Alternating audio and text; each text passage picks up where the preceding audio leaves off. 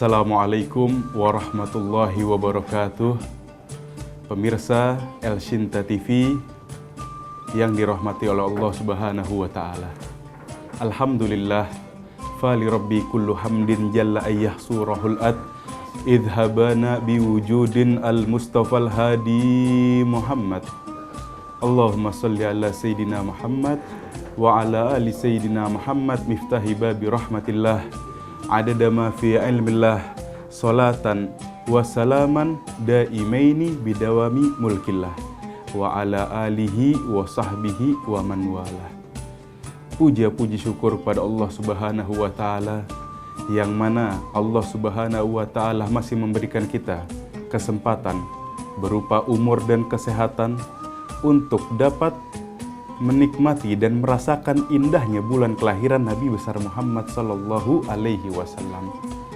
Bulan yang mana menurut Al-Habib Al-Imam Muhammad Ibn Alwi Al-Maliki menjelaskan di dalam kitabnya Mafahim Tujib Antu Sahih, bahwasanya dari seluruh bulan yang Allah ciptakan, bulan kelahiran Nabi besar Muhammad adalah bulan yang paling mulia dibandingkan bulan-bulan yang lainnya.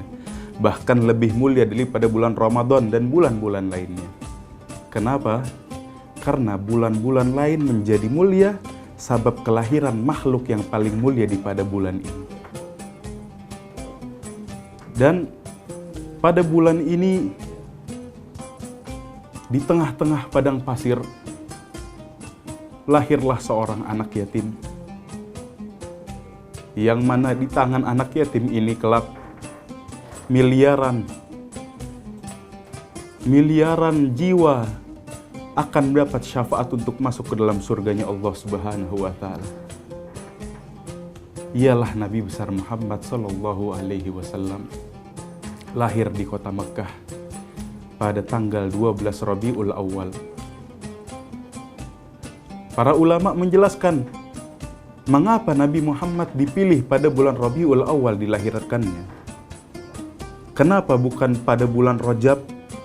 Kenapa bukan pada bulan Haram, yang mana sebelum kelahiran Nabi besar Muhammad sudah mulia? Pada bulan Muharram itu orang-orang Arab mengharamkan peperangan.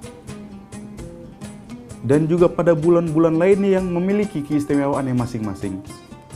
Akan tetapi Allah memilih bulan Rabi'ah yang pertama, Rabiul Awal, untuk menunjukkan bahwasanya kemuliaan Nabi besar Muhammad terletak pada zatnya Nabi besar Muhammad, bukan terletak pada bulannya, bukan terletak pada harinya. Mengapa tidak dipilih oleh Allah pada hari Sabtu yang mana orang Yahudi mengagungkan?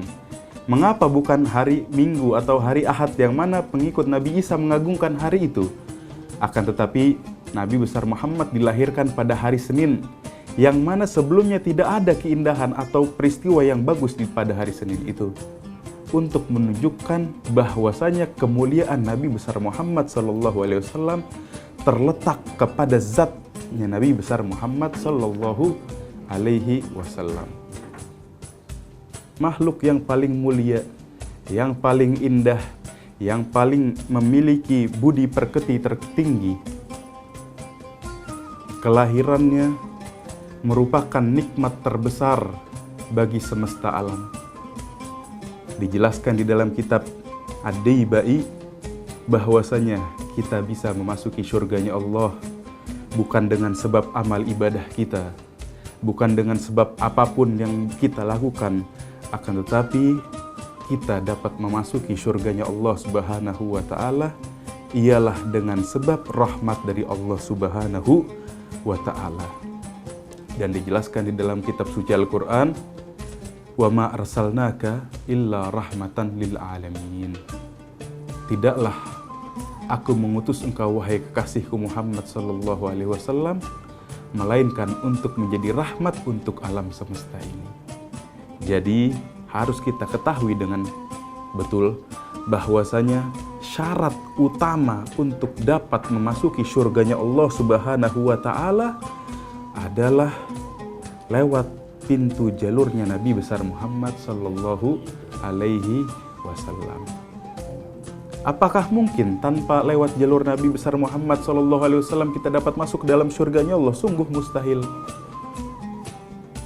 Karena miftahul jannah, kuncinya surga adalah la ilaha illallah Muhammadun Rasulullah. Bersaksi bahwa tiada Tuhan selain Allah dan Nabi besar Muhammad adalah utusan Allah Subhanahu wa ta'ala. Mengenai hari kelahiran Nabi besar Muhammad sallallahu alaihi wasallam,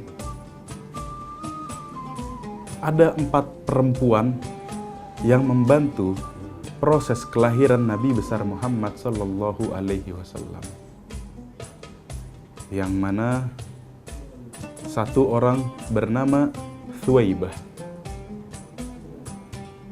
Ketika kelahiran Nabi besar Muhammad sallallahu alaihi wasallam, Thuwaibah membantu.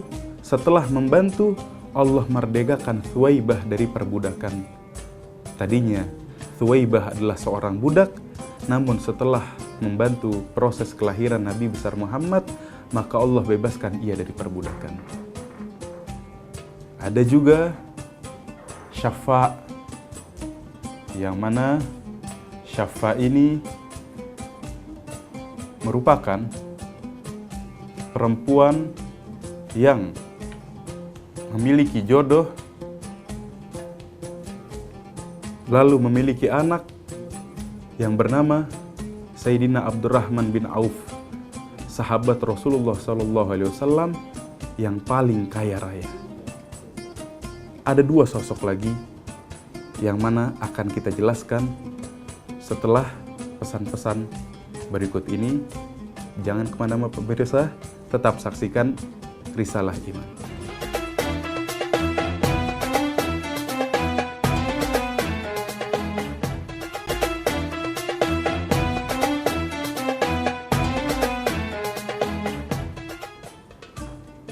Alhamdulillah, setelah Thuwaibah yang mana Allah bebaskan dari perbudakan, dan Syafa' yang mana anaknya adalah orang yang paling kaya, merupakan sahabat Rasulullah SAW yang paling kaya, yaitu Sayyidina Abdurrahman bin Auf.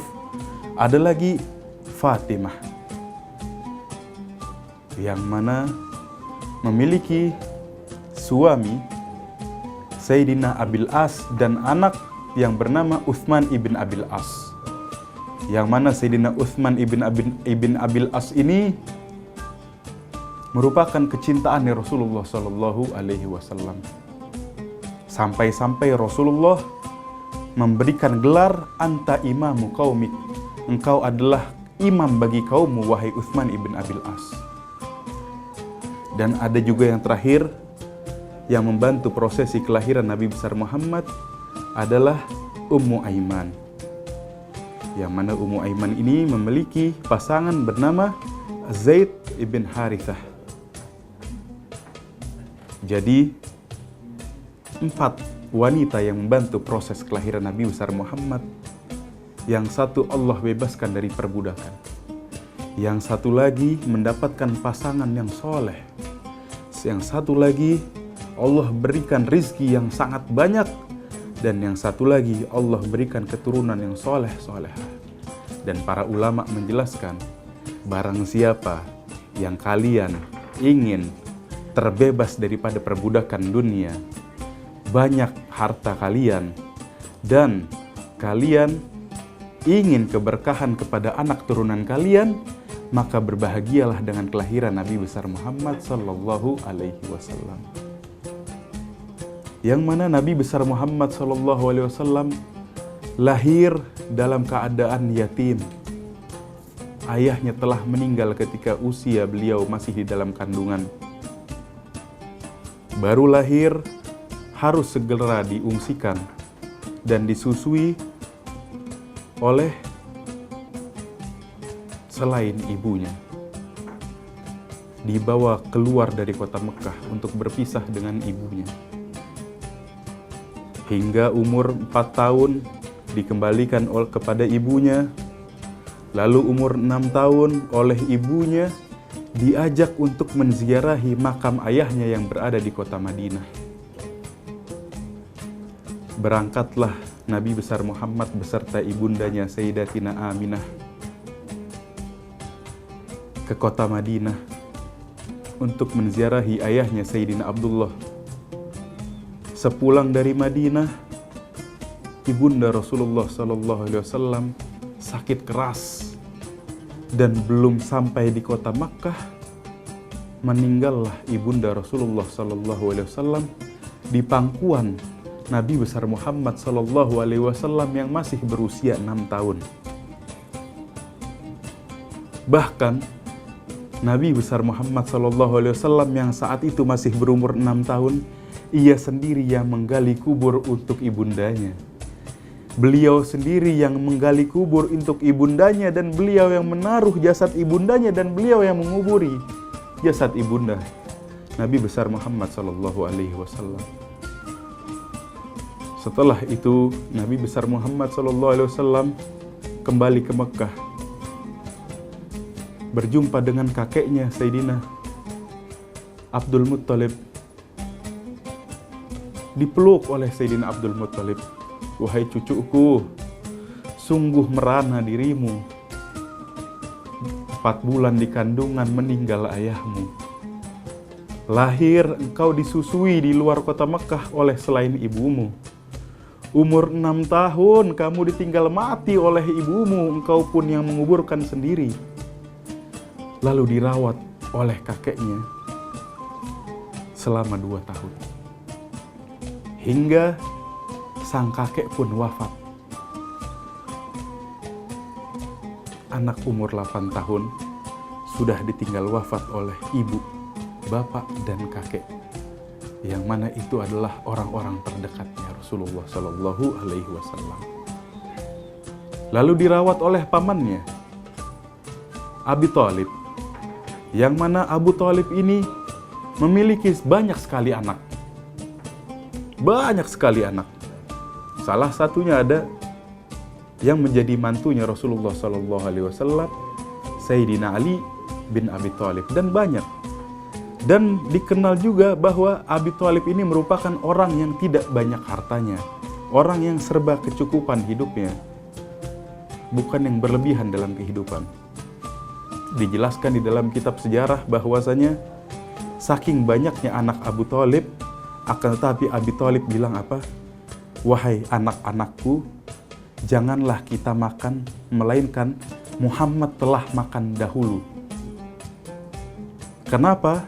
Karena dijelaskan jika Muhammad lebih dahulu memakan makanan yang ada di piring, maka makanan itu pun menjadi cukup untuk seluruh keluarga Abi Thalib. Akan tetapi jikalau ada anak dari Abi Thalib yang mendahului Nabi besar Muhammad untuk makan, maka makanannya tidak akan cukup. Itulah keberkahan baginda Rasulullah SAW. Muhammad kecil diasuh oleh pamannya yang hidupnya serba hanya cukup.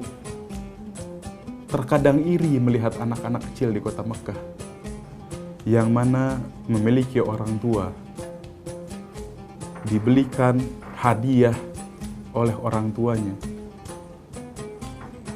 Akan tetapi Muhammad kecil, ketika anak-anak kecil lain bermain dengan mainan anak-anaknya, Allah Subhanahu wa Ta'ala menghadiahkan kepada Nabi besar Muhammad bila mana malam hari Rasulullah SAW melihat langit, lalu ia melihat bulan. Ketika Nabi Muhammad tangannya menggeser ke kanan, maka bulan itu akan ikut ke kanan. Ketika tangannya menggeser ke kiri, maka bulan itu akan ikut geser ke kiri. Itulah salah satu mukjizat Nabi besar Muhammad SAW ketika masih kecil dan belum diangkat menjadi Nabi. Pemirsa El Shinta TV, kita akan saksikan kelanjutan dari cerita kelahiran Nabi besar Muhammad SAW setelah yang akan lewat berikut ini.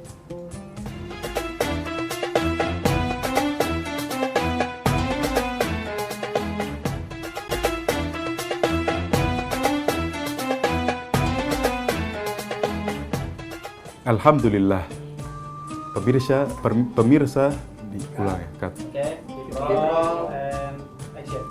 Alhamdulillah, pemirsa El Shinta TV yang dirahmati oleh Allah Subhanahu wa Ta'ala. Mulai dari kelahiran beliau, masa kecil beliau, sungguh diisi oleh ujian-ujian dari Allah Subhanahu wa Ta'ala. Kehilangan kedua orang tua, orang-orang tercinta, bahkan istri yang paling ia cintai lebih dahulu meninggalkan beliau, yaitu Sayyidatina Khadijatul Kubra.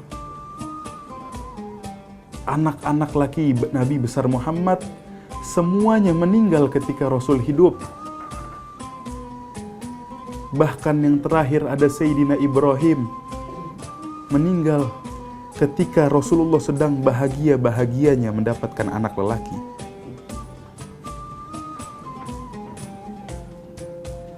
Anak-anak beliau hampir keseluruhannya meninggal ketika beliau masih hidup. Harta beliau semuanya dari yang paling kaya di kota Mekah, 2/3 Mekah milik Nabi besar Muhammad. Demi dakwah beliau lepaskan itu semua, beliau korbankan itu semua. Bahkan Rasulullah SAW sempat berdoa kepada Allah, "Ya Allah, jadikanlah aku orang miskin, matikanlah aku dalam keadaan miskin, dan bangkitkanlah aku kelak di akhirat bersama orang-orang miskin." Sungguh perih jikalau kita mau lihat kehidupan Rasulullah SAW. Lalu apa? Apa yang harus kita ambil hikmah daripada perjalanan kehidupan Rasulullah SAW yang tiada hentinya mendapatkan cobaan serta ujian dari Allah Subhanahu wa Ta'ala? Bahwasanya beliau yang paling berat ujiannya, namun beliau yang paling hebat dalam takwanya. Beliau yang paling perih dalam kehidupannya, namun beliau yang paling banyak ibadahnya. Ujian dan cobaan tidak menjadi sebab beliau menurun dalam kualitas ibadah kepada Allah Subhanahu wa Ta'ala. Semoga kita semua dapat menjadikan Rasulullah SAW contoh dalam kita menjalani kehidupan kita, dalam kita menjalani kesabaran dalam menghadapi cobaan dan ujian dalam kehidupan. Ketahuilah Allah Subhanahu wa Ta'ala berfirman, "Fa inna ma'al usri yusra." Ketahuilah bersama dengan kesulitan Allah gandengkan banyak sekali kemudahan. Di dalam ilmu nahu jelas kalimat ketika al usri atau satu kesulitan digandengkan dengan yusra, yang mana ini kalimat banyak sekali kemudahan. Pemirsa El Sinta TV,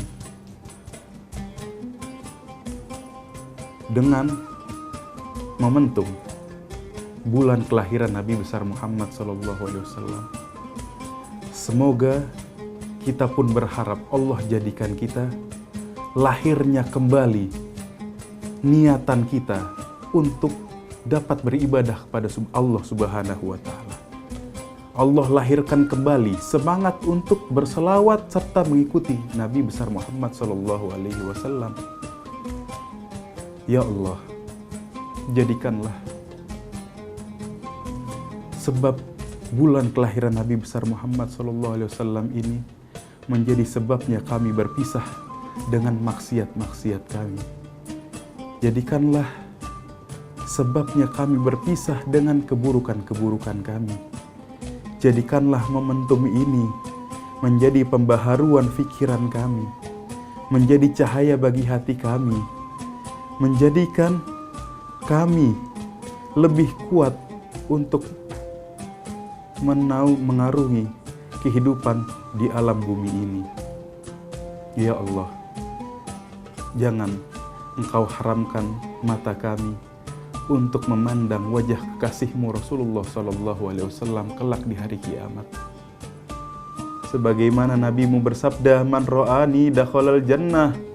Barang siapa yang melihatku pasti akan masuk surga. Maka jangan Engkau halangi mata ini untuk memandang keindahan Nabi besar Muhammad Sallallahu Alaihi Wasallam, yang mana dengan memandang beliau menjadi sebabnya kami untuk memasuki surgamu ya Allah. Dijelaskan keindahan Rasulullah Sallallahu Alaihi Wasallam di dalam kitab Insanul Kamil karya As-Said Muhammad bin Alwi Al-Maliki. Jikalau bulan itu 100%, maka 50% itu adalah keindahan wajahnya Rasulullah Sallallahu Alaihi Wasallam. Sisa 50%, yang 25% adalah keindahan wajahnya Nabi Yusuf, dan 25% sisanya adalah keindahan bagi umat-umat Nabi besar Muhammad Sallallahu Alaihi Wasallam. Dijelaskan di kota Mesir pernah terjadi kekeringan selama 4 bulan. Warga Mesir cukup hanya datang melihat Nabiullah Yusuf, hilanglah lapar dan dahaga mereka. Akan tetapi perlu kita ketahui keindahan wajah Nabi besar Muhammad SAW itu berkali-kali lipat daripada keindahan wajah Nabi Yusuf alaihissalam. Akan tetapi di alam dunia Allah berikan 10 hijab kepada mata-mata manusia agar tidak dapat memandang langsung keindahan wajah Nabi besar Muhammad. Jikalau orang-orang yang memandang wajah Nabi Yusuf mereka menyayat jari-jari mereka, dijelaskan bahwasanya jikalau Allah buka hijab wajah keindahan Nabi besar Muhammad, maka akan terkoyak-koyak hati kita. Ikhwan fillah, saudara kaum muslimin yang insya Allah selalu diberkahi dan dirahmati Allah Subhanahu wa ta'ala. Insya Allah sedikit dari yang apa saya sampaikan bermanfaat bagi kita semua. Kurang dan lebihnya mohon dimaafkan. Wallahul muwafiq ila aqwamit thariq. Wassalamualaikum warahmatullahi ta'ala wabarakatuh.